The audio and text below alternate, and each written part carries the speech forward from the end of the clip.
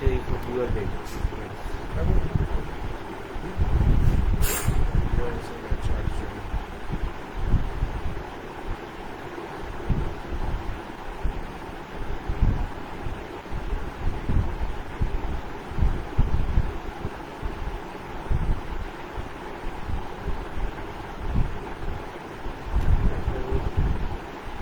Hello, hello, hello, hello.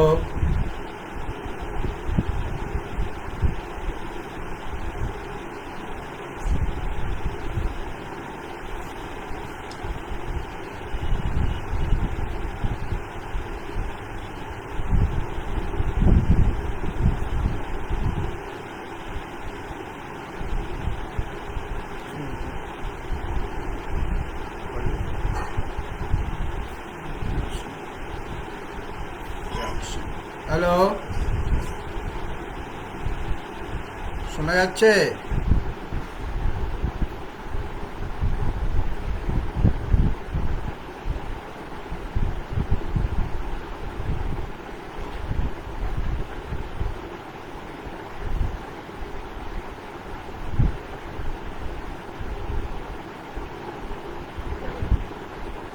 Hello,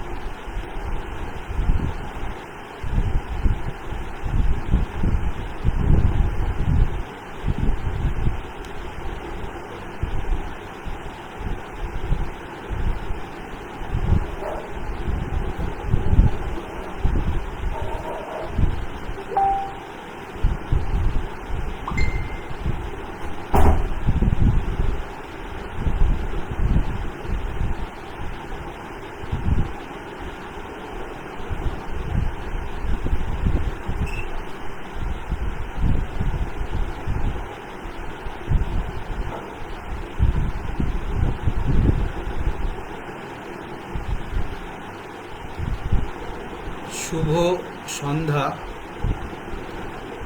আজকে আমাদের এই আলোচনার বিষয়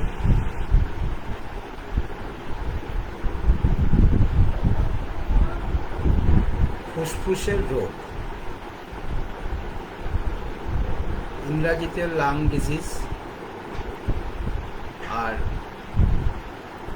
আমরা সিস্টেম যদি ধরি, সে সিস্টেম অনুযায়ী হয় respiratory disease. Respiratory system, respiratory disease. কারণ প্যাথোলজিতে কিছু আছে যাকে আমরা বলি সিস্টেমিক প্যাথোলজি। এই সিস্টেমিক প্যাথোলজির মধ্যে এক একটা সিস্টেম, সেই সিস্টেম অনুযায়ী প্যাথোলজিক্যাল চেঞ্জ হয় বা প্যাথোলজির পরিবর্তন হয়। তো আজকে আমাদের আলোচনার বিষয়বস্তু হলো সিস্টেমিক প্যাথোলজি, রেসপিরেটরি সিস্টেম। এই রেসপিরেটরি সিস্টেমের মধ্যেই আমাদের লাং অর্থাৎ ফুসফুস এর ডিজিজগুলো সাধারণত আছে। তো আমরা সবাই কম বেশি জানি যে ফুসফুস কোথায় থাকে এবং ফুসফুসের একটা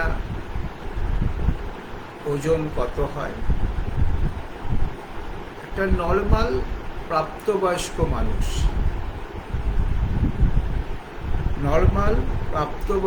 মানুষ তার যা ফুসফুস, সেই ফুসফুসের ওজন সাধারণত ডান দিক বাম দিক অনুযায়ী হয়। ডান দিকেরটা যদি আমরা ধরি 375 গ্রাম থেকে 375 গ্রাম থেকে 550 গ্রামের মধ্যে থাকে। অ্যাভারেজ যদি ধরা হয় 450 গ্রাম, এরকম একটা ওজনের ফুসফুস থাকে। এবং এই যে ফুসফুসের স্ট্রাকচার বা ফুসফুসের মধ্যে আমাদের যে অক্সিজেন যুক্ত ব্লাড, অক্সিজেন যুক্ত রক্ত পরিশ্রুত হচ্ছে এবং আমাদের বডিতে অক্সিজেন সরবরাহ করছে। তো এটা ফিজিওলজিতে আলোচনা হবে। ফিজিওলজিতে কিভাবে অক্সিজেন যাচ্ছে, অক্সিজেন কোথায় যাচ্ছে, কিভাবে যাচ্ছে। আজকে কোভিডের অক্সিজেনের কম পড়ে যাচ্ছে, বডিতে অনেক অক্সিজেন কম পড়ে যাচ্ছে এবং অক্সিজেন দিতে হচ্ছে, ভেন্টিলেশন দিতে হচ্ছে পেশেন্টদের, অক্সিজেন স্যাচুরেশন কমে যাচ্ছে। তো এই যে ঘটনাগুলো ঘটছে তার সব রিলেটেড হচ্ছে ফুসফুস। আবার আমরা দেখছি যে কোভিড যে ভাইরাস, সেই ভাইরাসে প্রাইমারিভাবে সে ইনফেক্ট করছে এই লাংকে। সেই কারণে লাংয়ের বা ফুসফুসের মধ্যেও কতগুলো পরিবর্তন আসছে এবং সেই পরিবর্তনটা দেখে তাই সেই পেশেন্টকেও বলা যাচ্ছে যে কতটা সে খারাপ অবস্থায় আছে, তার ফুসফুসটা কতটা কাজ করছে বা করছে না সেটা বোঝা যায়। তো এই রকম আলোচনার মধ্যেতে অনেকগুলোই পয়েন্ট উঠে আসবে। আমি ছোট ছোট করে কয়েকটা আগে বলে দিই যে আমরা যখন রোগ ভিত্তিক আলোচনা করি, প্যাথোলজির রোগ ভিত্তিক আলোচনা করি, আমাদের তখন ভাগ হয়ে যায় যে আপার রেসপিরেটরি ট্র্যাক্টের মধ্যে আপার রেসপিরেটরি ট্র্যাক্ট অর্থাৎ ওপরের দিকে রেসপিরেটরি ট্র্যাক্ট, যেটাকে আমরা বলি আপার রেসপিরেটরি ট্র্যাক্ট। আবার lower respiratory tract, upper respiratory tract and lower respiratory tract, অর্থাৎ দুটো ভাগে ভাগ করা। আপারে কিছু কিছু রোগ, তার রিলেশন, তার সাথে রোগের রিলেশন আছে। আবার লোয়ারে কিছু কিছু আছে। তাহলে আপার রেসপিরেটরি ট্র্যাক্ট, যেটাকে আমরা বলি lower border of the cricoid cartilage, lower border of the cricoid cartilage and consist of nasal orifice বা নাকের যে অরিফিস, নাকের যে সেপ্টামটা থাকে, মাঝখানে একটা সেপ্টাম থাকে, পর্দা থাকে সেপ্টাম, কতগুলো এয়ার সাইনাসেস থাকে, নেজোফ্যারিংস থাকে আর ল্যারিংস থাকে। এই যে কটা পার্ট, এই কটা পার্ট হচ্ছে আমরা ধরি আপার রেসপিরেটরি ট্র্যাক্ট। কারণ আপার রেসপিরেটরি ট্র্যাক্টের কিছু কিছু ডিজিজ হয়, যেমন নেজাল অরিফিস, নেজাল সেপ্টাম, একদম common disease nasal septum deviation. নাকের সেপ্টামটা যে মাঝখানে যে পর্দাটা থাকে সেটা হচ্ছে ডেভিয়েশন হয়। ডেভিয়েশন হলে সেখানে কতগুলো সমস্যা দেখা দেয়, ব্রিদিং প্রবলেম হয়, তার নাক দিয়ে নিঃশ্বাস প্রশ্বাস নিতে একটু কষ্ট হয়, নেজাল সেপ্টাম ডেভিয়েশন। তাহলে এটা গেল আপার রেসপিরেটরি ট্র্যাক্টে। আবার ফ্যারিংস, ফ্যারিংস এখানে আছে, নেজোফ্যারিংস আছে, সাইনাস আছে, এয়ার সাইনাসগুলো আছে। আমরা জানি যে সাইনাসের ক্ষেত্রে সাইনোসাইটিস হয়, একটা বড় রোগ সাইনোসাইটিস, সেটা হোমিওপ্যাথিতে খুব ভালো রকমভাবে ট্রিটমেন্ট করা যায়। তাহলে সাইনোসাইটিস হচ্ছে, সাইনাসগুলো ইনফ্লেমড হয়ে যাচ্ছে, সাইনোসাইটিস। তারপরে আমরা আসি ফ্যারিংসে। সেই ফ্যারিংসের ক্ষেত্রে আমরা যদি দেখি যে ফ্যারিঞ্জাইটিস আমরা শুনেছি, ফ্যারিংস হচ্ছে। ল্যারিংসে যদি আসি, ল্যারিঞ্জাইটিস আমরা জানি। তাহলে এখানে এইগুলো গেল আপার রেসপিরেটরি ট্র্যাক্ট, অর্থাৎ এই রেসপিরেটরি ট্র্যাক্টের আপার পার্ট, ওপরের অংশে এই অংশগুলো আছে। তাহলে এই অংশটা সম্পর্কে আমরা যদি ওয়াকিবহল না থাকি, তাহলে আমরা upper respiratory tract, lower respiratory tract, এই ট্র্যাক্ট সম্পর্কে আমরা বুঝতে পারব। এখানে বিতর্ক আসতে পারে। কি বিতর্ক আসতে পারে? হোমিওপ্যাথি অ্যাজ এ হোল কেন আমরা upper respiratory tract, lower respiratory tract, এই প্যাথোলজি বলছি, সেই প্যাথোলজিটা কোথা থেকে, অরিজিনটা কোথায়, সে অরিজিন অফ প্যাথোলজিটা জানতে হবে, যে পেশেন্টের অরিজিন অফ প্যাথোলজিটা কোথায়, তারপরে তো আমি ট্রিটমেন্টের জায়গায় যাব। সেই কারণেই এখানে কেউ কেউ এই জায়গাটায় বিতর্ক আসতে পারে। Lower respiratory tract, lower respiratory ট্র্যাক্টে কি হয়? ট্রাকিয়া আছে, ব্রঙ্কাই আছে, ব্রঙ্কিওলস আছে, অ্যালভিওলাই আছে। ট্রাকিয়া, ব্রঙ্কাই, ব্রঙ্কিওলস অ্যান্ড অ্যালভিওলাই, এরকম পরপর তারা একটা একটা পার্ট করে নিচে নেমে যাচ্ছে। তাহলে এই যে জায়গাগুলো বললাম লোয়ার রেসপিরেটরি ট্র্যাক্ট, এই লোয়ার রেসপিরেটরি ট্র্যাক্টের যদি কোনো ডিজিজ হয়, তাহলে সেটাকে আলাদা আলাদা করতে হবে, যে এই লোয়ার রেসপিরেটরি ট্র্যাক্টে এই ডিজিজগুলো তাদের হতে পারে। যে বললাম ব্রঙ্কাই, ব্রঙ্কেকটেসিস, ব্রঙ্কিওলস, অ্যালভিওলাই, ফুসফুসের মধ্যে ছোট ছোট ছোট ছোট এয়ার ক্যাভিটি থাকে, যেখানে এয়ারকে আর ধরে রাখার ক্ষমতা আছে। তো সেখানে সেইখানটায় যদি এয়ারটা ধরে রাখা হয়, তাহলে সেই জায়গাটা হচ্ছে অ্যালভিওলাই, এবং এই অ্যালভিওলাইয়ের মধ্যে এয়ারটা থাকে। এবং অ্যালভিওলাইয়ের কাজ হলো এটাকে আরও ওই অক্সিজেন আর ওই কার্বন ডাইঅক্সাইডের যে ট্রান্সফার করা, অর্থাৎ অক্সিজেন থেকে carbon dioxide, carbon dioxide oxygen যে নিয়ে যাওয়া, নিয়ে আসা, এই কাজটাও করে। তাহলে এইরকমভাবে দুটো ভাগে আমরা রেসপিরেটরি ট্র্যাক্টে দুটো ভাগে ভাগ করলাম। একটা করলাম আপার রেসপিরেটরি ট্র্যাক্ট, আর একটা করলাম যে লোয়ার রেসপিরেটরি ট্র্যাক্ট। আবার আমরা যখন একটা পেশেন্টকে দেখি আপার রেসপিরেটরি ট্র্যাক্ট হিসেবে যখন দেখছি, chronic upper respiratory tract infection, chronic upper respiratory tract infection, তাহলে এই ইনফেকশন যদি হয়, তাহলে কিসে কিসে ইনফেকশন হতে পারে? সাইনাসে হতে পারে, নোজ এবং নেজাল সেপ্টামে হতে পারে, নেজোফ্যারিংসে হতে পারে, ল্যারিংসে হতে পারে। তাহলে আমি জানি আপার রেসপিরেটরি ট্র্যাক্টে। কখনো কখনো দেখা যায় যে যদি আমরা নেজাল মিউকাসা, অর্থাৎ নাকের ভেতরে যে লেয়ারটা থাকে তাকে বলি নেজাল মিউকোসা, এই নেজাল মিউকোসা অনেক সময় কনজেস্টেড হয়ে যায়। কেন কনজেস্টেড হয়? ইন্সপেকশন করার সময় দেখা যায় যে কনজেশন হচ্ছে, পলিপ হয়েছে, এবং সেখানে কোথাও ব্লিডিং পয়েন্ট আছে কিনা। সাপোজ একজন পেশেন্ট এসে বলল তাহলে নোজ থেকে ব্লিডিং হচ্ছে, নাক থেকে রক্ত বেরোচ্ছে। তো নাক থেকে রক্ত বেরোতে পারে অনেকগুলো কারণ। তাহলে প্রাইমারিলি আমরা যেটা দেখতে পারি, টর্চ দিয়ে যদি নেজাল মিউকোসাটাকে দেখি সেখানে কোনো ব্লিডিং পয়েন্ট আছে এক। 2 নাম্বার হচ্ছে যে কোনো ইডিমেটাস কন্ডিশন, অর্থাৎ ফুলে যাওয়া, নেজাল মিউকাসের মধ্যে কোনো ফুলে যাওয়া আছে কি, ইডিমেটাস কন্ডিশন আছে। তাহলে যদি ইডিমেটাস কন্ডিশন থাকে, ফুলে যাওয়া থাকে বা কোনো ব্লিডিং পয়েন্ট থাকে, তাহলে আমরা একটা জায়গায় আসতে পারি যে ওখানে তার ব্লিডিং পয়েন্টটা আছে। সেই কারণে আমাদের এই ইন্সপেকশনটা করতে হয়, পেশেন্টের ক্ষেত্রে ইন্সপেকশনটা করতে হয়। এবার নেজাল ডিসচার্জ বা ব্লিডিং, কী ধরনের নেজাল ডিসচার্জ বা কী ধরনের ব্লিডিং হচ্ছে তার উপর নির্ভর করে, অনেকগুলো ফ্যাক্টর তার উপর নির্ভর করতে পারে। এবং আমরা এই নেজাল ব্লিডিং বা নেজাল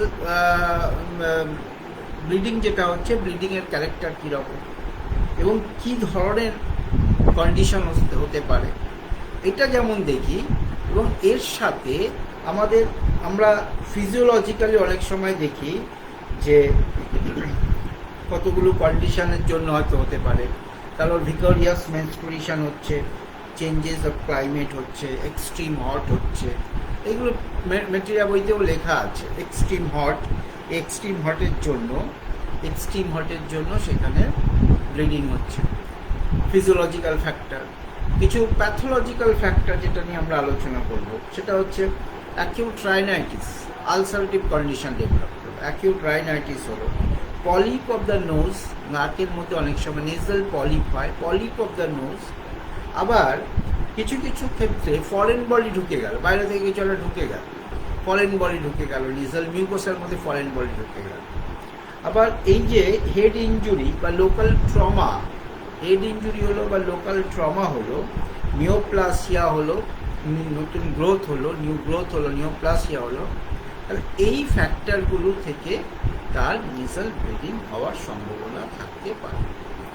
তাহলে এই যে নেজাল ব্লিডিং থেকে আমরা যদি শুরু করে একটা পেশেন্টকে যদি ডায়াগনোসিস করা শুরু করি, সেই ডায়াগনোসিসের থেকে আমরা কতগুলো ফ্যাক্টরে আসতে পারি। সিস্টেমেটিক কজ হতে পারে, তারপরে হচ্ছে সাইনাসের কজ হতে পারে, এবং সেখানে তার টনসিলের কন্ডিশন কী আছে, টনসিলটা তার বেড়ে যাচ্ছে কি কমে যাচ্ছে, টনসিল কোনো ইনফেক্টেড আছে কিনা, টনসিলের মধ্যে আর কোনো ফ্যাক্টর আছে কিনা, এবং তার সাথে related calf, calf may be dry হতে পারে, মে বি ওয়েট হতে পারে, মে বি বোভাইন হতে পারে, মে বি হুপিং কাপ হতে পারে, মে বি হ্যাকিং হতে পারে। অর্থাৎ এই যে কাফ, যখন আমরা রেসপিরেটরি সিস্টেম পড়ব বা এই লাং পড়ব, লাংয়ের সাথে কফ, কাশি, এর একটা রিলেশন আছে। আমরা তো অনেক সময় পড়ি ম্যাটেরিয়ালতে ড্রাই কাফ। তো ড্রাই কাফ কেন হয়, ড্রাই কাফ কিসে হয়? ম্যাটেরিয়ালতে লেখা আছে ড্রাই কাফ, কিন্তু ম্যাটেরিয়ালটাতে এক্সপ্লেইন করা নেই, প্যাথোলজিক্যাল এক্সপ্লেইন বা মেডিসিনের এক্সপ্লেইন করা নেই। তাহলে যে মেটেরিয়ালটা ভালো পড়বে তাকে কিন্তু প্র্যাকটিস অফ মেডিসিনটাকে ভালো করে পড়তে হবে, তাকে প্যাথোলজিটাকে ভালো করে পড়তে হবে, ওখানে ওয়ার্ডগুলোকে বোঝার জন্য, ওখানে যে শব্দগুলো ব্যবহার করা হচ্ছে সেই শব্দগুলো সম্পর্কে জানার জন্য তাকে প্র্যাকটিস অফ মেডিসিন এবং প্যাথোলজিটা ভালো করে জানতে হবে। এই কারণেই এই সাবজেক্টগুলো খুব গুরুত্বপূর্ণ। শুধুমাত্র মেটেরিয়াল দিয়েই তো সব কিছু করা সম্ভব না। সেখানে দেওয়া আছে ড্রাই কাপের কতগুলো মেডিসিন দেওয়া আছে, ওয়েট কাপ অর্থাৎ ড্রাই কাপ, শুকনো কাশি নিয়ে পেশেন্ট এসছে। তাহলে শুকনো কাশি কেন হয়, কিসের জন্য হচ্ছে, তার মিউকাস মেমব্রেন, ভেতরের মিউকাস মেমব্রেনটা কীরকম আছে, তার কোনো প্যাথোলজিক্যাল চেঞ্জ হচ্ছে কিনা, সেই মিউকাস মেমব্রেনের মধ্যে প্যাথোলজিক্যাল চেঞ্জ হচ্ছে কিনা। তো এই যে সমস্যাগুলো, এইগুলো আমি নেক্সট এই ক্লাসে যে নেক্সট যেটা থাকবে সেখানে মেডিসিনগুলো নিয়ে আলোচনা করব। আমি জাস্ট ক্যারেক্টারিস্টিক্সগুলো বলছি। ড্রাই কাপের যে অ্যাকিউট ড্রাই প্লুরিসি, একটা পেশেন্ট অ্যাকিউট ড্রাই প্লুরিসিভ পেশেন্ট, তার ড্রাই কাপ হবে। আবার অ্যাকিউট ট্রাকিওব্রঙ্কাইটিস, এইটা একটা পেশেন্ট। এই পেশেন্টের ক্ষেত্রে কাপ যেটা হবে সেই কাপটা ড্রাই কাপ হবে। আবার ড্রাই কাপের ক্ষেত্রে যে বললাম মিউকাস মেমব্রেনগুলো থাকে, ভেতরে যে মিউকাস লেয়ারগুলো থাকে, সেই মিউকাস লেয়ারগুলো কিন্তু ড্রাই হয়ে যায়, মিউকাস লেয়ারগুলো ড্রাই হয়ে যায়। তাহলে যে মিউকাস লেয়ার ড্রাই হচ্ছে, তার জন্য ড্রাই কাপ হচ্ছে, আমাদের কিছু কিছু মেডিসিন আছে, পরের দিন মেডিসিনগুলো নিয়ে আলোচনা। নেক্সট হচ্ছে ওয়েট কাপ। এই ওয়েট কাপ, যে কাপগুলো generally pneumonia, bronchopneumonia, bronchiectasis, pneumonia, bronchopneumonia and bronchiectasis, এই ধরনের কাফগুলোতে, এই কাপগুলো সাধারণত ওয়েট কাপ। ওয়েট কাপ মানে যে ড্রাই কাপের ক্ষেত্রে ড্রাই হয়ে যায়, শুকনো হয়ে যায়, সেই শুকনো ভাবটা এখানে থাকে না, তখন আমরা ওয়েট কাপ। মেটেরিয়া কিন্তু এটা দেওয়া আছে ওয়েট কাপ, কিন্তু ওয়েট কাপ কিসের জন্য হচ্ছে সেখানে কোনো এক্সপ্লেন করা নেই। তার জন্য প্যাথোলজি পড়তে হবে, তার জন্য প্র্যাকটিস অফ মেডিসিন করতে হবে। হুপিং কাপ, আমরা সবাই জানি হুপিং কাপের কথা, এবং এই হুপিং কাপ একটা প্যারাক্সিসের মধ্যে ড্রাই কাপ, একটা ইন্টারেপ্ট বাই এ হুপ, ইন্টারেপ্ট বাই এ হুপ। এই ইন্টারেপ্ট বাই এ হুপ মানে থেমে থেমে হচ্ছে, একবার থামছে, আবার একবার যখন হচ্ছে তখন জোরে জোরে করে অনেকক্ষণ সময় ধরে হচ্ছে। এই রকম ক্যারেক্টার নিয়ে কাফ নিয়ে আসছে পেশেন্ট, এই কাফ নিয়ে আসছে হুপিং কাপ। এবং এই যে হুপিং কাপ, এই হুপিং কাপের ক্ষেত্রে আমরা দেখি যে তার যে কাফের ক্যারেক্টার সেটা হচ্ছে হুপিং টাইপ, সেই জন্য হুপিং কাপ। আবার দেখা যায় ব্রঙ্কোজেনিক কার্সিনোমা। ব্রঙ্কোজেনিক কার্সিনোমা সোজা বাংলায় হলো যে লাংয়ের মধ্যে যদি ক্যান্সার হয়, সেখানে একটা ক্যারেক্টারিস্টিক দেয়। সেই ক্যারেক্টারিস্টিক্স হচ্ছে রেকারেন্ট ল্যারেঞ্জিয়াল নার্ভটা পলসি হয়। ওখানে যে ল্যারেঞ্জিয়াল নার্ভ থাকে সেই নার্ভটা পলসি হয়ে যায়, পলসি মিনস প্যারালাইসিস হয়ে যায়। তার ফলে ওই যে হয় তার ফলে সেখানে যে ধরনের কাফ হয় সেটাকে বলি আমরা বোভাইন টাইপ অফ কাফ। এই যে কাফের ক্যারেক্টার, এই ক্যারেক্টারটা বুঝতে তো হবে যে কী ধরনের কাফ নিয়ে পেশেন্ট আসছে। এবং এই যে কাফের ক্ষেত্রে অনেক সময় সেন্টার অফ ডিপ্রেসড বলে একটা কথা আছে। সেই সেন্টার অফ ডিপ্রেসডের ক্ষেত্রে কিছু কিছু কন্ডিশন ডেভেলপ করে কাফের ক্ষেত্রে। ডিপ আনকনসিয়াসনেস, এই deep unconsciousness centre of the calf centre is depressed যদি হয়, সেক্ষেত্রে ডিপ আনকনসিয়াসনেস হবে। অনেক সময় কাঁচতে সে তার জ্ঞানটা চলে গেল, কিছুক্ষণের জন্য তার আনকনসিয়াসনেস হয়ে গেল, তার মুখে কোনো জ্ঞান। সেখানে হচ্ছে কাপ সেন্টার, আমাদের ব্রেনের যে কাপ সেন্টার, সেই কাপ সেন্টারটাই ডিপ্রেসড। এবং এই এফেক্ট অফ কাপ যেটা করে, এফেক্ট অফ কাপ, একটা পেশেন্ট এসে বলল কাশতে বমি করে ফেলছে। আমরা জানি মেট্রিয়া বইতে লেখা আছে কাশতে বমি, চলো এই মেডিসিনটা দিই। তার কোনো এক্সপ্লেইন করলাম না, তার কোনো প্যাথোলজি জানলাম না, কিছুই না, তার মেডিসিনটা দিই। কিন্তু প্যাথোলজিতে বলছে যে এফেক্ট অফ কাফ, একটা কাফের এফেক্ট কী হতে পারে। প্রত্যেক জিনিসটা একটা এফেক্ট থাকে। আজকে কোভিড হচ্ছে, তার একটা এফেক্ট আছে। তো কাফের এফেক্ট কি? কাফের এফেক্ট হচ্ছে কেউ যদি কনস্ট্যান্টলি কাফিং করে, তার প্রাইমারি এফেক্ট হলো ভমিটিং। তো সেই প্রাইমারি এফেক্টের ভমিটিংয়ের ক্ষেত্রে যদি আমরা দেখি যে এফেক্টটা হচ্ছে ভমিটিং। আবার কারো সিভিয়ার কাফের জন্য আনকনসিয়াসনেস হয়ে যাওয়ার সম্ভাবনা থাকতে পারে, তার সিভিয়ার কাফের জন্য আনকনসিয়াসনেস হয়ে যাওয়ার সম্ভাবনা থাকতে পারে।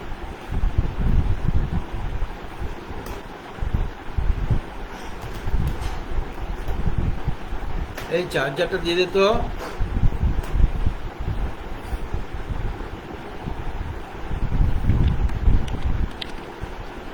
চার্জারটা লাগিয়ে দে, চার্জার।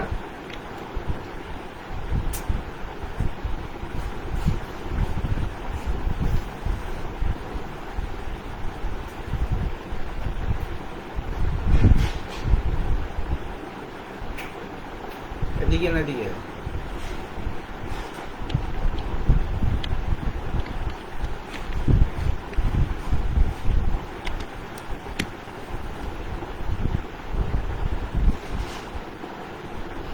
সরি চার্জ ছিল না। তো এফেক্ট অফ কাপের মধ্যে হলো severe vomiting. Primary effect of cup হচ্ছে সিভিয়ার, একটা পেশেন্ট যে প্রচুর কাফিং করছে তার একটা এফেক্ট হবে, সে ভমিটিংয়ের টেন্ডেন্সি থাকবে বা ভমিটিং করবে। এক নাম্বার টু, সিভিয়ার কাফিংয়ের জন্য সাডেন আনকনসিয়াসনেস হয়ে যাবে। তাহলে কোনো পেশেন্ট এসে বলে এত কাশছে মাঝে মাঝে তার জ্ঞান চলে যাচ্ছে। তার এটা প্যাথোলজিতে কিন্তু বলা আছে যে সিভিয়ার কাফিংয়ের জন্য পেশেন্ট আনকনসিয়াসনেস হলো। নেক্সট হচ্ছে যে সিভিয়ার কাফিং, এই সিভিয়ার কাফিং অনেকের ক্ষেত্রে যদি ওল্ড এজ হয়, অনেক বয়স হয়ে গেছে, সেই বয়সের সময় যদি প্রচুর কাফিং হয় তার ফ্র্যাকচার অফ রিব বোনস, অর্থাৎ আমাদের এই যে বোনসগুলো আছে যেতে চেস্টে, এই ফ্র্যাকচার অফ রিব বোনস এটা হওয়ার সঙ্গে এফেক্ট হয়। আর কি হতে পারে? আর হতে পারে যে প্রচণ্ড কাফিং হচ্ছে, খুব কাশছে, এই খুব কাশির জন্য hernia, prolapse of uterus, and rectum. তাহলে prolapse of uterus and rectum and hernia, এই কন্ডিশনগুলো হতে পারে। তাহলে একটা হার্নিয়ার পেশেন্ট এসছে বা একটা প্রোলাপস অফ ইউটেরাসের পেশেন্ট এসছে, প্রোলাপস অফ রেকটামের পেশেন্ট এসছে, তার আমরা জানি তো, আমরা যখন কেস টেকিং করি সে কেস টেকের ক্ষেত্রে আমরা দেখি যে তার হিস্ট্রি অফ কাফিং আছে। কারণ হিস্ট্রি অফ কাফিং যদি থাকে, কাফিংয়ের যে এফেক্ট হচ্ছে, সিভিয়ার কাফিং হচ্ছে, একবার যখন কাফিং হচ্ছে অনেকক্ষণ সময় ধরে কাফিং হচ্ছে, তাহলে এই একবার যখন কাফিং অনেকক্ষণ সময় ধরে হচ্ছে তার যে এফেক্ট, তার জন্য দেখা গেলো প্রোলাপস অফ ইউটেরাসটা, তার প্রোলাপস অফ ইউটেরাসটা হবে। বা তার ক্ষেত্রে আমরা দেখতে পারি যে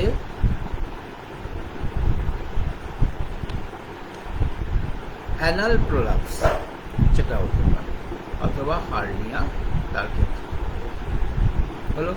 তাহলে এইগুলো রিলেটেড, কারণ আমরা আমাদের মেডিসিন যখন দিই বা মেডিসিন যখন ইউজ করি, সেই মেডিসিন ইউজ করার ক্ষেত্রে আমাদের এই পয়েন্টগুলোকে খুব গুরুত্ব সহকারে দেখতে হয়। এছাড়া আমরা কাফিংয়ের ক্ষেত্রে যদি দেখি, যে এই কাফিংয়ের ক্ষেত্রে আমরা দেখতে পারি যে কতগুলো কজ, কি কজ থাকে? নিউরোলজিক্যাল কজ, কিছু কজ আছে যেগুলোকে আমরা বলি নিউরোলজিক্যাল কাফিং বা নিউরোলজিক্যাল কজ। এই নিউরোলজিক্যাল কজগুলোর মধ্যে জেনারেলি আমরা যেটা পাই সেটা হচ্ছে মোটর নিউরন ডিজিজ এবং vascular lesion of the brain stem বা ডিপথেরিয়া নিউরাইটিস। এই যে কন্ডিশনগুলো আছে, এই কন্ডিশনগুলো আমরা কিন্তু এখানে মানে নিউরোলজিক্যাল প্রবলেম, নার্ভাস সিস্টেমের সাথে রিলেটেড অফ কাফিং, যেগুলো খুব সহজে কমছে না, কারণ নার্ভাস সিস্টেমের সাথে রিলেটেড আছে, নার্ভাস সিস্টেম ডিসঅর্ডার আছে। এই যে ডিসঅর্ডারগুলো, এইগুলোকে আমাদের ফাইন্ড আউট করতে হবে বা এগুলোকে আমাদের বের করতে হবে। এইগুলো যদি বের করতে না পারি আমরা, তাহলে কিন্তু পারবো না, মানে আর ডায়াগনোসিস করতে পারবো না। এবার কিছু ক্ষেত্রে এগুলো এক্সামিনেশনের বিষয় থাকে, তো কতগুলো জিনিস থাকে এক্সামিনেশনের বিষয়। তো আমরা পেশেন্টের ক্ষেত্রে কতগুলো কার্ডিনাল সিমটম, যে সিমটমগুলো ছাড়া পেশেন্টকে আমরা কখনো ডায়াগনোসিস করতে পারি না, বা যে সিমটমগুলো ছাড়া পেশেন্টকে ডায়াগনোসিস করতে গেলে বা কেস টেকিং করতে গেলে সেটা কমপ্লিট কেস টেকিং হবে। কীরকম সেটা? যে আমরা কার্ডিনাল সিমটম অফ রেসপিরেটরি সিস্টেমের ক্ষেত্রে যদি দেখি, cardinal symptom of the respiratory system এর ক্ষেত্রে যদি দেখি কতগুলো পয়েন্ট আমি বলে রাখছি, যে পয়েন্টগুলোকে খুব গুরুত্ব দিয়ে বের করা হয়েছে। 1 নম্বর হচ্ছে কাফ, 2 নম্বর হচ্ছে এক্সপেক্টোরেশন অর স্পুটাম, 2 নম্বর। যখন আমরা কেস টেকিং করবো, স্পেসিফিক্যালি রেসপিরেটরি সিস্টেম বা লাং রিলেটেড কোনো ডিজিজ আছে, তখন এই পয়েন্টগুলো আমাদের দরকার, কাফ, এক্সপেক্টোরেশন আর স্পুটাম। নেক্সট হেমোপটিসিস মানে হলো যে expectoration of blood or bloody sputum. Next, any chest pain, সেই চেস্ট পেনটা হচ্ছে প্লুরাল পেন মানে হচ্ছে যে লাঙের যে কভারটা থাকে যেটাকে বলি আমরা প্লুরা, সেই প্লুরাল পেনটাকে বলবো আমরা চেস্ট পেন। আর ব্রেথলেসনেস যেটাকে আমরা বলি শ্বাসকষ্ট হওয়ার সম্ভাবনা থাকে, ব্রেথলেসনেস। আর থাকে হুইজিং হচ্ছে একটা সাউন্ড, আমরা যদি স্টেটো দিয়ে চেস্টের মধ্যে দেখি তাহলে একটা সাউন্ড পাই, সেই সাউন্ডটাকে বলি হুইজিং সাউন্ড। তো ওই সাউন্ডের ক্যারেক্টারই হচ্ছে হুইজিং সাউন্ড।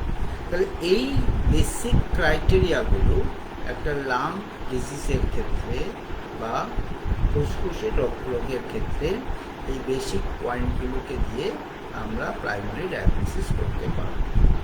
নেক্সট, এর সাথে কিছু অ্যাক্সেসরিজ, এর সাথে কিছু আদার সিমটম, যে সিমটমগুলো দরকার লাগে সেইগুলোর মধ্যে হলো নাম্বার 1, হোর্সনেস অফ ভয়েস। তাহলে একজন পেশেন্ট আসলো, তার গলার স্বরটা খালি বলে ভেঙে যাচ্ছে, কথা বলতে বলতে। এর মধ্যে অনেকগুলো ক্যারেক্টার আছে। কীরকম ক্যারেক্টার? যেমন কারোর গলার স্বর জোরে কথা বললে ভেঙে যায়, কেউ আবার খুব কাশি হতে হতে তার গলার স্বরটা ভেঙে যাচ্ছে। আবার কারোর ক্ষেত্রে দেখা যায় যে এই গলার স্বরটা আসতে হচ্ছে, আবার নর্মাল অবস্থায় চলে যাচ্ছে। আবার কেউ ঠান্ডা জল খেলে গলার স্বরটা কমে যাচ্ছে, আবার গরম জল দিলে গলার স্বরটা বেড়ে যায়।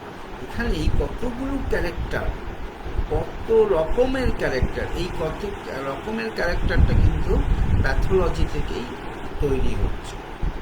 তো আদার্স সিমটমসগুলো যখন আমরা কালেক্ট করবো, সেই সিমটমগুলোর মধ্যে নাম্বার 1 হলো হোর্সনেস অফ ভয়েস, অর্থাৎ গলার স্বরটা যদি চেঞ্জ হচ্ছে। আর হেভিনেস অফ দ্য চেস্ট, অনেকে বলে বুকটা খুব ভারী লাগছে, বুকে যেন কষ্ট হচ্ছে, বুকে যেন কেউ বেঁধে রেখে দিয়েছে, কেউ চেপে রেখে দিয়েছে, পাথরের মতন আটকে আছে, বিভিন্ন রকম কথা বলে, সবগুলো মেটেরিয়ালিটিতে আছে। তাহলে এই যে বুকের মধ্যে যে বেঁধে রাখা, চেপে রাখা, মনে হচ্ছে ভারী লাগছে, এটা একটা পয়েন্ট আমাদের রেসপিরেটরি সিস্টেমে প্যাথোলজিক্যাল। নেক্সট হচ্ছে যে তার জ্বর আসছে কিনা বারবার তবে তার জ্বর আসছে। যদি তার রেসপিরেটরি সিস্টেম ডিসঅর্ডার থাকে এবং তার সাথে যদি তার জ্বর আসার সম্ভাবনা থাকছে বা জ্বর হচ্ছে, তার টেম্পারেচারটা মেপে দেখছে 100, 102, 103, তার জ্বর আসছে, ফিভার আসছে, সেক্ষেত্রে আমরা লাং ডিজিজের ক্ষেত্রে কিছু ডিজিজগুলোকে আলাদা করতে পারি। যেমন tuberculosis, lung abscess, pleurisy, pneumonia, তখন এগুলো আমরা আলাদা করতে পারি। লাং অ্যাবসেস, টিউবারকুলোসিস, প্লুরিসি, আর বললাম নিউমোনিয়া। হলো নেক্সট যে সিমটমটা আমরা বুঝবো সেটা হচ্ছে যে সোয়েলিং হচ্ছে কিনা। কোথায় সোয়েলিং হচ্ছে কিনা? পায়ের মধ্যে কোনো লাংয়ের ডিজিজ করছে, পায়ে কোনো সোয়েলিং হচ্ছে কিনা। তাহলে পায়ে কেন সোয়েলিং হয়? পায়ে সোয়েলিং যখন হয় তাকে বলি ইডিমা। পায়ে সোয়েলিং হচ্ছে, পাটা ফুলে যাচ্ছে। আমি পাটা যদি আমরা দেখে যদি পাটা টিপে দেখা যায়, সেখানে দেখবো যে পায়ে সোয়েলিং আছে, যেটাকে আমরা বলি ইডিমা। হলো? তাহলে ইডিমা হচ্ছে যে অনেক ক্ষেত্রে ক্রনিক কর পালমোনারি একটা রোগ, ক্রনিক কর পালমোনারি, সেটা লাংয়ের ডিজিজ এবং তার সাথে রিলেটেড হচ্ছে এডিমা হচ্ছে। তাহলে এই ক্লিনিক্যাল সাইন যেগুলো আমার রোগ আইডেন্টিফাই করতে কিন্তু বা ডিজিজ আইডেন্টিফাই করতে কিন্তু হেল্প করে। নেক্সট পয়েন্টগুলো দেখছি আমরা যে কোনো এপিস্ট্যাক্সিস হচ্ছে কি। এপিস্ট্যাক্সিস মানে হচ্ছে নাক থেকে ব্লিডিং হওয়া, নাক থেকে রক্ত বেরোনো। তো এই নাক থেকে যখন রক্ত বেরোয় তাকে আমরা এপিস্ট্যাক্সিস বলি। এই এপিস্ট্যাক্সিস হতে পারে রেসপিরেটরি ট্র্যাক্ট থেকে হতে পারে, অর্থাৎ রেসপিরেটরি ট্র্যাক্টের কোনো কন্ডিশনাল চেঞ্জের জন্য, প্যাথোলজিক্যাল চেঞ্জের জন্য, তার জন্য হতে পারে, বা নোজ থেকে হতে পারে, যেরকম সাইনোসাইটিস বললাম সেখান থেকে হতে পারে, কোনো ট্রমা থেকে হতে পারে। তাহলে এপিস্ট্যাক্সিস একটা সিমটম। আবার এরকম হতে পারে যে সিনকোপাল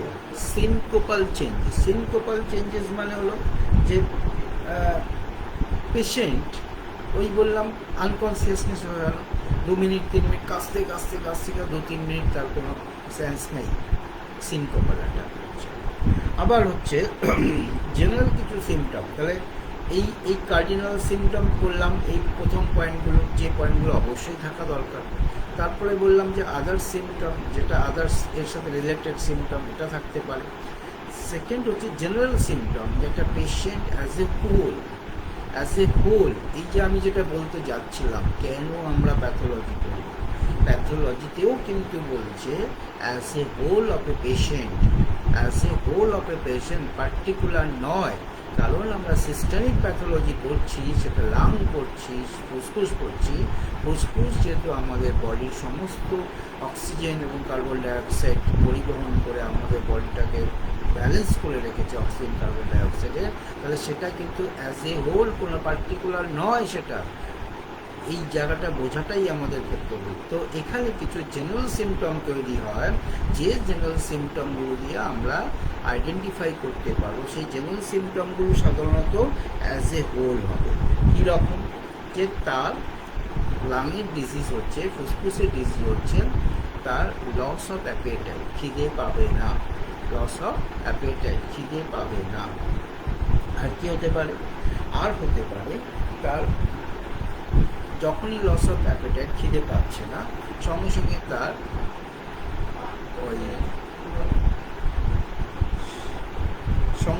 তার ক্ষেত্রে কি হয় যে ওয়েট লস হয়, অর্থাৎ ওজনটা আস্তে আস্তে কমতে থাকে, যাকে বলি আমরা ওজন কমে যাচ্ছে, ওয়েট লস হচ্ছে, আর তার সাথে তার খিদে পাবে না। এই একটা কন্ডিশন, এটা জেনারেল সাধারণত হতে পারে। আর একটা যেটা হয় সেটা হচ্ছে যে ফ্যাটিক হয়ে যায়, মানে ফ্যাটিক হয়ে যাচ্ছে, মানে সে কাজকর্ম করতে পারছে না, তার কোনো কিছু ভালো লাগছে না, সবটাই যেন তার কাছে মনে হচ্ছে কাজের কোনো ইচ্ছে নেই, খাওয়ার ইচ্ছে নেই, মানুষের সাথে ঠিকঠাক পাশাপাশি মানুষের সাথে, নিজের ঘরের মানুষের সাথে ভালো করে ব্যবহার হচ্ছে না, তো ইরিটেবল হয়ে যাচ্ছে। এবং তার ঘুম ঠিক হয় না, ব্লাডার এবং বাবেল, অর্থাৎ তার ইউরিন এবং তার সাথে তার স্টুল, পায়খানা, সেটাও পরিষ্কার হবে না। তাহলে এইগুলো কিন্তু অ্যাজ এ হোল। তাহলে আমি শুধু লাং ডিজিজ করছি, তাহলে মানে এই না অন্যান্য কী হতে পারে সেটা আমি জানবো না। তাহলে কারণ এর সাথে রিলেটেড কিন্তু ওরা সবাই এই রকম করেই কিন্তু আমরা রোগগুলোকে ঠিকঠাক করি, যে রোগ কী রোগ হতে পারে, কেন হতে পারে, কার সাথে কার রিলেটেড আছে। এই লাং ডিজিজ করলাম, তার সাথে বললাম যে পায়ে এডিমা হচ্ছে, তাহলে একটা পেশেন্ট পায়ের একটা এডিমা নিয়ে এসে, পায়ে একটা ফোলা নিয়ে এসছে, তাহলে লাং ডিজিজ হতে পারে কিনা আমরা বুঝবো কী করে? তাহলে আমাদের এই সাইন সিমটমগুলো কিন্তু, অর্থাৎ এই প্যাথোলজিক্যাল এক্সপ্লেনেশন ছাড়া কখনোই সম্ভবপর হবে না, হবে না। তো এইটা গেল একটা ফ্যাক্টর। এবং এর সাথে সাথে আমরা যে ডিজিজগুলো জেনারেলি থাকে, কারণ একদিনে তো এটা সবটা বলা সম্ভবপর নয়, যে ডিজিজগুলো আমাদের এর মধ্যে থাকে, রেসপিরেটরি সিস্টেমের মধ্যে থাকে, যে ডিজিজগুলো নিয়ে আমরা রেসপিরেটরি সিস্টেমটাকে মেনলি ঠিকঠাক করি, তার মধ্যে কিছু ফ্যাক্টর থাকে, কিছু ডিজিজ আছে, যেমন অ্যাকিউট রাইনাইটিস, অ্যাট্রোপিক রাইনাইটিস, সাইনোসাইটিস, তারপর হচ্ছে ডেভিয়েটেড নেজাল সেপ্টাম বা নেজাল সেপ্টাম ডেভিয়েশন। এই ডিজিজগুলো কমন যা দেখতে পাবেন, পেশেন্টরা এই কমন ডিজিজগুলো নিয়ে এসছে। তারপরে অ্যাকিউট ব্রঙ্কাইটিস আছে, ক্রনিক ব্রঙ্কাইটিস আছে, এমফাইসিমা আছে, ব্রঙ্কিয়াল অ্যাসমা আছে। এই ব্রঙ্কিয়াল অ্যাসমা বা আস্থামা বলে কেউ, এই ব্রঙ্কিয়াল অ্যাসমা তো অনেকের ক্ষেত্রে কমন, ক্রনিক ব্রঙ্কিয়াল অ্যাসমা নিয়ে আসছে। তারপরে হচ্ছে ভাইরাল নিউমোনিয়া, এই যে নিউমোনিয়া হচ্ছে আজকে, কোভিড নিউমোনিয়া হচ্ছে ভাইরাল নিউমোনিয়া, এটা এক ধরনের ভাইরাল নিউমোনিয়া আছে। ব্রঙ্কেকটেসিস, লাংয়ের মধ্যে হয়, লাং অ্যাবসেস হয়, লাংয়ের মধ্যে জল জমে যায়, তখন লাং প্লুরিসি হয়ে যায়। তারপর হচ্ছে spontaneous pneumothorax, pleural effusion, tropical eosinophilia এবং স্লিপ অ্যাপনিয়া সিনড্রোম, কারো ঘুম হচ্ছে না, রাতে ঘুম হচ্ছে না, স্লিপ অ্যাপনিয়া সিনড্রোম, এবং ঘুমের সময় তার একটা রেসপিরেটরি সিস্টেমের মধ্যে একটা সাউন্ড শুনতে পায়। এই ধরনের কতগুলো ডিজিজ সাধারণত, এই বেসিক ডিজিজগুলো আমরা সাধারণত দেখতে পাই যে লাং রিলেটেড কতগুলো ডিজিজ হলো। তো পরের দিন আমরা এর পরেরটা কন্টিনিউ করব, কারণ একদিনে কন্টিনিউ করা সম্ভব না, রাতও হয়ে গেছে আজকে অনেক, 11:30 বাজতে যায়। তো আমি আজকে মতন এখানে শেষ করব। তো সেই আজকে যারা ক্লাসে উপস্থিত ছিলেন সবাইকেই আমার নমস্কার এবং ধন্যবাদ থাকার জন্য, এই ক্লাসে থাকার জন্য।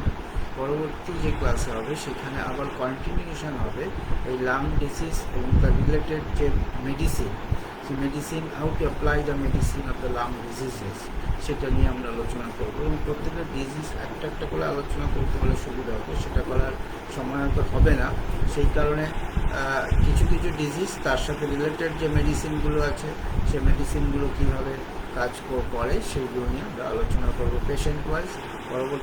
পরবর্তী যে ক্লাসে আপনারা সবাই থাকবেন এই আশা করে সবাইকে নমস্কার জানিয়ে আজকে ক্লাস শেষ করছি।